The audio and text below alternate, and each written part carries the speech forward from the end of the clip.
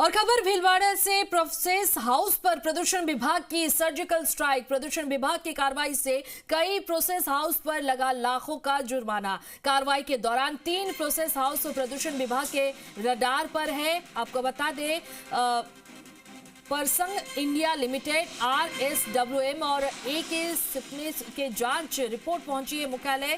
Process house के मालिकों की मनमानी ने बढ़ाया प्रदूषण। बनास नदी में बड़े स्तर पर छोड़ रहे हैं प्रोसेस हाउस का जहरीला पानी। आपको बताते हैं, जहरीले पानी के चलते किसानों की भूमि हो रही है बंजर और नदी में घुले हुए जहरीले पानी से किसान खेती करने को मजबूर है। और आखिर इंडस्ट्री के मालिक ग्रामीणों की सेहत से क्यों खिलवाड़ कर रहे हैं, ये बड़ा सवाल है। मोटे मुनाफे के चक्कर में पर्यावरण को लेकर ये बहुत बड़ा सवाल है। खास करके पर्यावरण को करें प्रदूषित, पीने की पानी के कुएं, हैंडपंप और अन्य जल स्रोत हो रहे जहरीले। आपको बता दें, आखिर इन प्रोसेस हाउस पर प्रशासन कब उठाएगा सख्त कदम।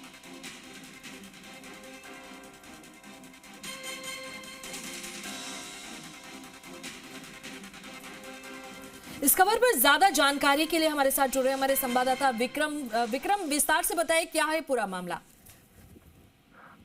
देखिए रुक्मिणी, ये जो भीलवाड़ा के अंदर जो प्रोसेस हाउस है, उन प्रोसेस हाउस के में जो कपड़ा धुलाई का जो काम होता है, जिसमें केमिकल युक्त पानी के साथ ये काम किया जाता है। और इस केमिकल युक्त पानी में आप देखें कि कई जो फैक्ट्रियां हैं वो दूषित पानी की वो जो है उनको ट्रीटमेंट प्लांट लगाना होता है, उसको जीरो डिस्चार्ज बोला जाता है।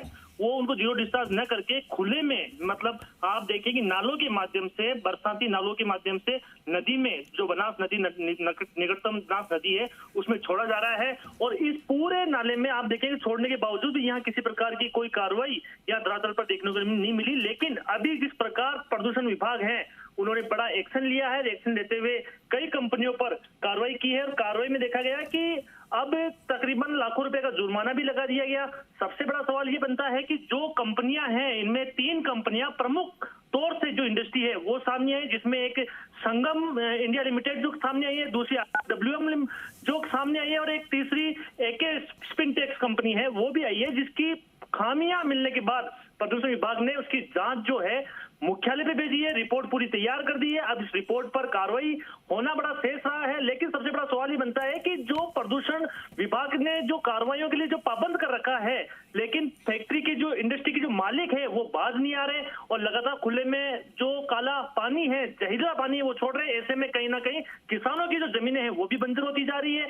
पीने के पानी जो कुएं हैं, बोरवेल्स हैं, जो हेडपंप हैं, उसमें जहरीला पानी निकल रहे हैं। उनको पीने के पानी की नौबत आ चुकी है। ऐसा किसान मजबूर हो चुके हैं। लेकिन इंडस्ट्री के जो मालिक है वो अभी तक बाज नहीं आ रहे और इनके जो खेती करने के लिए जो उसी बनास नदी में जो पानी मिश्रित हो रहा है, उस घुले हुए पानी से उनको खेती करना मजबूर हो रहा है। और खेती करने से जो सब्जियां, जो अन्य, बिल्कुल विक्रम, आप बने रहिए हमारे साथ दिलशाद भी जुड़े हैं। दिलशाद, अगर बात करें आखिर इन प्रोसेस हाउस पर प्रशासन कब उठाएगा सख्त कदम। पीने की पानी और कुएं, हैंडपंप और सभी जगह पे जहरीले जल स्रोत देखने को मिला है, इसे लेकर क्या कदम उठाए जाए।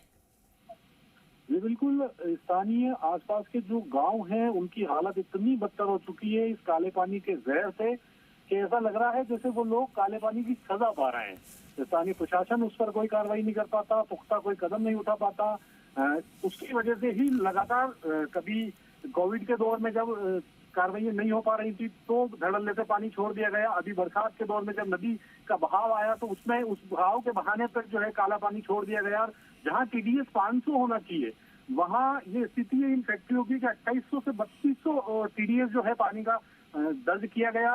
विभागीय टीम लगातार शिकायतों के बाद, यहाँ तक कि खुद मंत्री जो है संजय शर्मा, उन्होंने फटकार लगाई। उसके बाद विभागीय टीम मौके पर पहुंचती है और खाना पूर्ति की कार्रवाई को अंजाम देने की कोशिश की जाती है।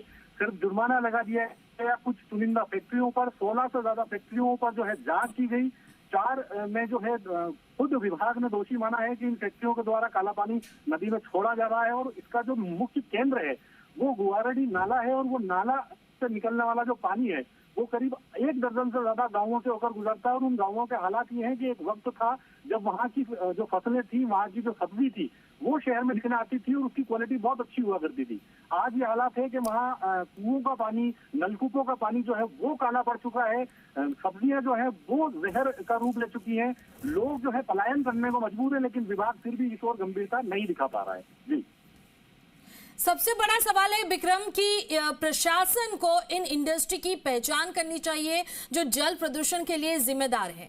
विक्रम, देखिए, जिस तरीके से चित्तौड़ रोड पर देखा जाए तो तकरीबन 14 प्रोसेस हाउस है और उसी रोड पे अजमेर रोड पे भी कुछ 2 प्रोसेस हाउस है, उसी के साथ में पूर्व रोड पर भी प्रोसेस हाउस है।